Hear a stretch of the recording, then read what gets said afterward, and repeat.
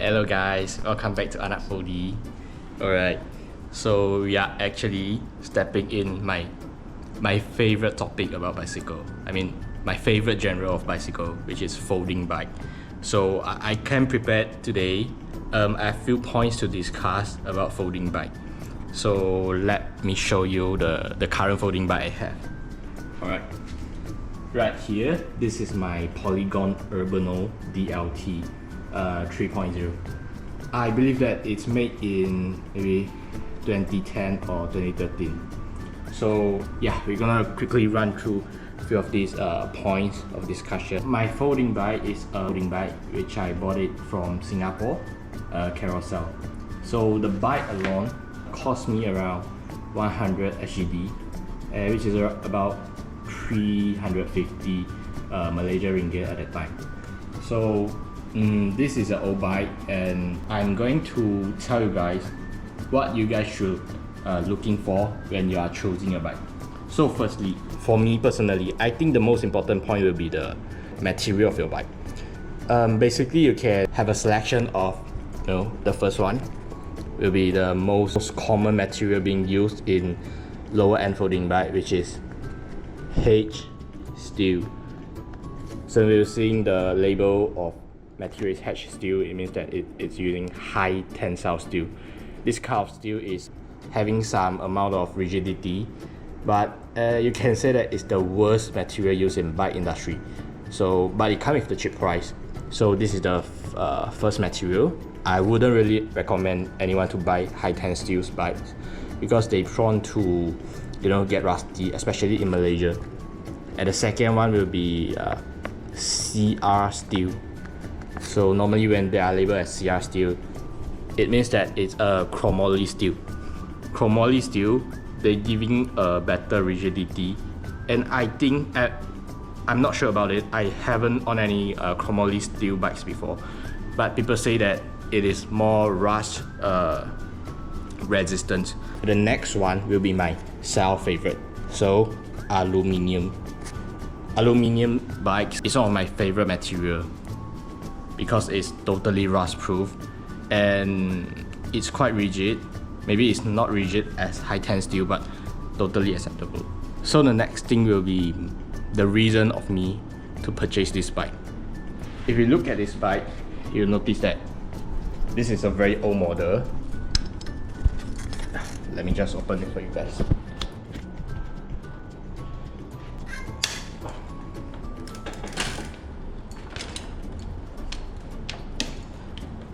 Alright.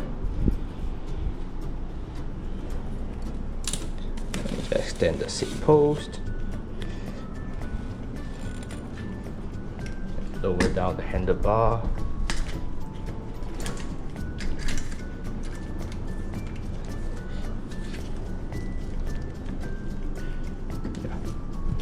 So my bike here come with the stock gears.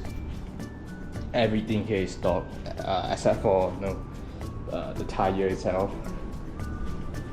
and then the extra accessories like this pannier bag and a PVC pipe. I use it to prevent the panniers back keeping touch to my wheels. And yeah, there's a cup holder here also. This is my favorite accessory. You can hold cup quite stable here.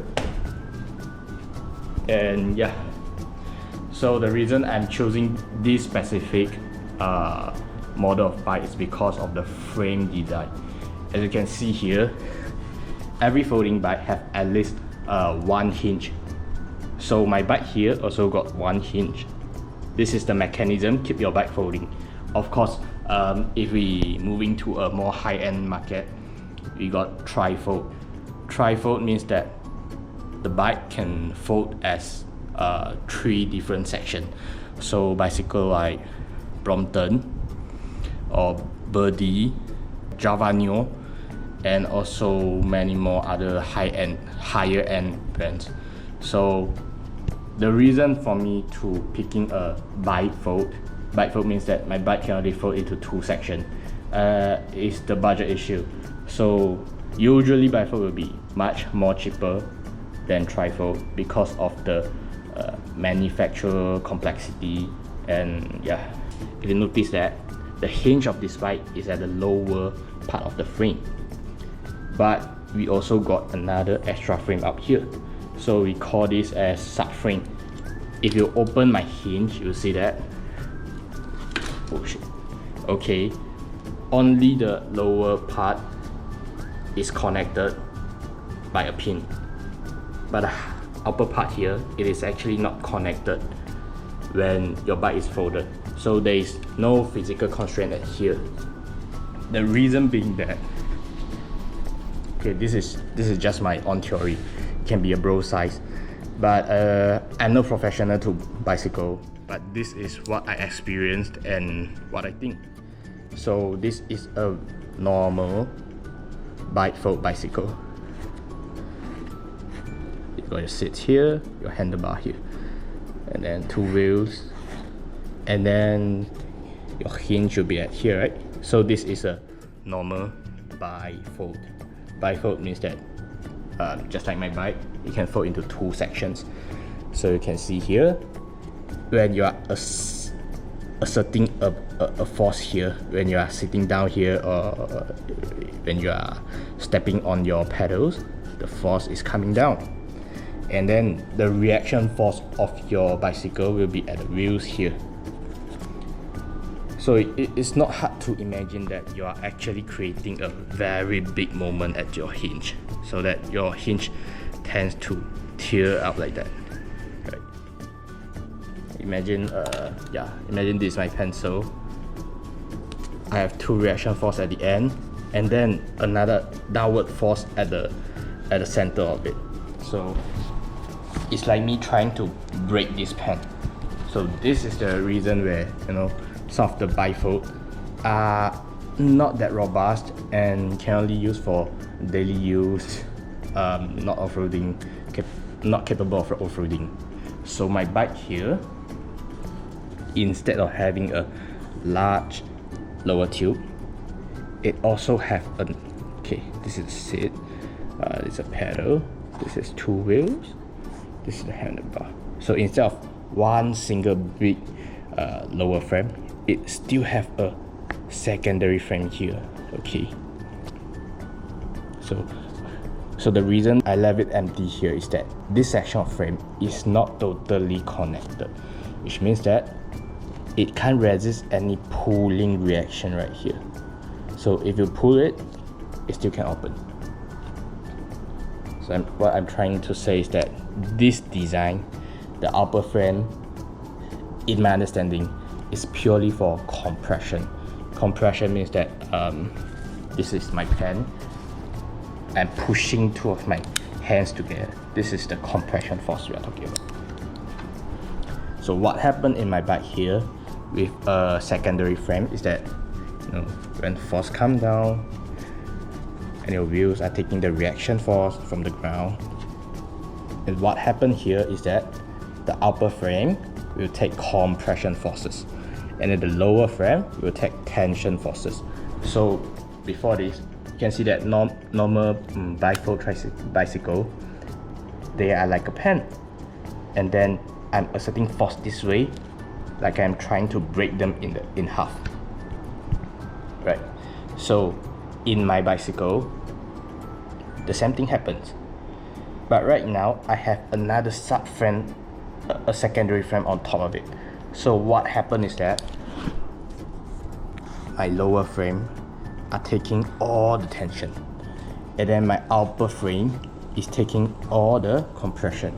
By this way, the moment created by your rider's weight or your pedaling weight is actually distributed into two different parts, so that my hinge, lower hinge here, only taking pure tension, my upper hinge here only taking pure compression. But this is of course just my theory and my understanding about this frame. That's why I think when you are buying a frame, if you are focusing on its off-road capability, you want it to be more robust, but you don't want to break your bank to get a real off-road folding bike like Ahooga bikes, or maybe like Bikes Friday, those are very well-known off-road capable folding bike. Yeah. So what I can say here is that if you are choosing a folding bike for, you know, everyday commuting, or you are not using it on off-road, you can just pick any normal bike. So I think let us just summarize back what's the main factor of choosing your folding bikes. So no matter it's brand new or second hand, the first one to consider is always about your framing material. So my personal favorite, but might not be the best for your scenario. So my bike using scenario is that I will always park them outdoor, and I want them to have a certain of, you know, rust resistant capability. So my first choice is always aluminium, and it won't rust at all. So aluminium, and then the second one will be chromoly steel. Chromoly steel also did have some resistance to rust, I guess, but from what I heard, it's more rigid than high-ten steel, and for the weight, I think it's similar to high-ten steel. The least favorable material I would say is high tensile steel. I have bought a bike made up of high-ten steel before, and it is very prone to rust, especially in my kind of scenario, using scenario. So I normally park my bike outside of my campus, and just within 2 years, I think, some of the part of the frame is already almost rusted to the inner surface of the frame, which means that your frame is not safe to use anymore. So yeah, the first one to choose is always your material, and the second one will be the structure, the framing structure. Either you go for a bifold, which is your bike fold to 2 sections, or you go to a trifold. For trifold, the price will be higher, but it will be more practicality, because when you fold down, it's going to be much smaller compared to a bifold. So well-known brand of trifold is, you know, just like I said just now, Brompton, Birdie, and all that kind. So if you want to buy a bifold, then you need to go inside the framing selection, like what I discussed just now. Do you just want a normal bike that can do your daily commute? You can just buy a single frame, it's totally fine. But if you want it to have some capability of off-road, you want it to taking some stress, you better go for a frame with a secondary bar outside, just like my frame. Or maybe you can go for some of the latest design of framing from Dahon. I think they added another tension cable under their main frame. They call it as, I think just call it as tension cable, I'm not sure. But the reason they added is to distribute some of the tension stresses from the frame itself, from the hinge itself to the cable, so that the hinge can take less tension and more compression. Yeah, I'm not sure about it, but I think what the Dahon new bike is looking like this lah. So 2 wheels here, handlebars here, your seat is here, and then what they doing is that they added one tension cable right here. So this is just a flexible cable, but it can take some tension, so that their new hinge will be under mostly compression compared to their older design. The hinge will take some compression on the top, some tension at the bottom, which is, you know, far more flimsy in my opinion.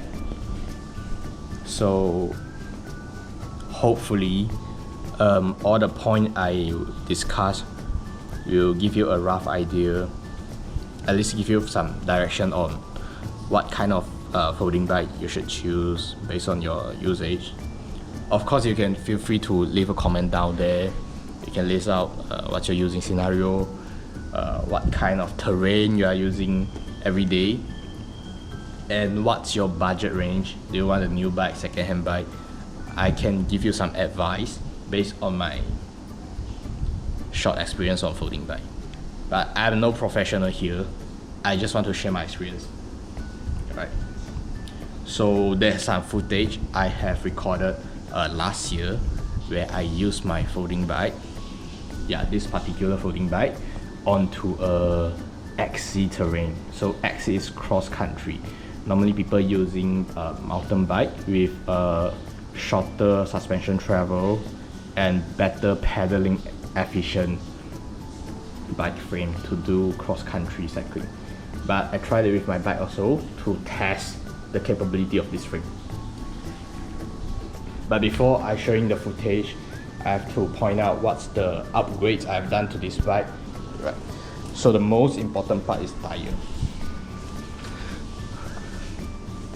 As soon as I get a bike, I upgraded the tire width to a 2.125 inch thickness of tire. So this bigger profile and a thick width give me more confidence in gravel roads or XC through. So front and the back, they're using the same tires. And besides for that, everything here is born stock. Even the pedal itself. In my opinion, this is very underrated folding bike pedal because it's very rigid. Even in off-road using, it still doesn't have that much of play. If you look at it closely, it is not flexing at all. So normally when we are choosing foldable pedal for our folding bike, we want to test when it is fully open, would it be flimsy? Even some of the purely metal pedal that I bought online, their construction is very rigid, but they still feel a little bit flimsy and having some play when I push down the pedal really hard. So this, I'm not sure what's the model of this, but this is definitely very capable. Alright, let us see the footage.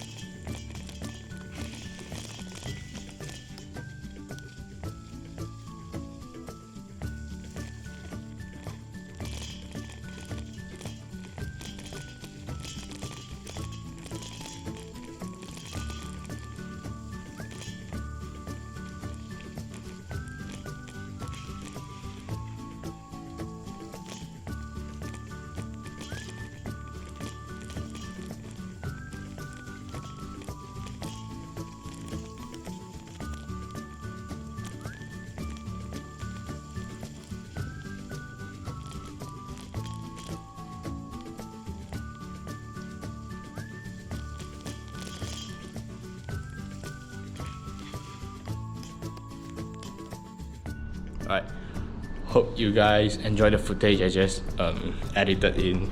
So here are some future plans of this bike. Of course, you can notice a big panel back here and some accessories here. I'm planning to have this bike as my bike packing bike. So which means that maybe I will use it to cross state, or maybe I will upgrade it more towards a more off-road vehicle where I can do some light trails and do more cross-country trails. I think the first thing I'll upgrade is better front fork.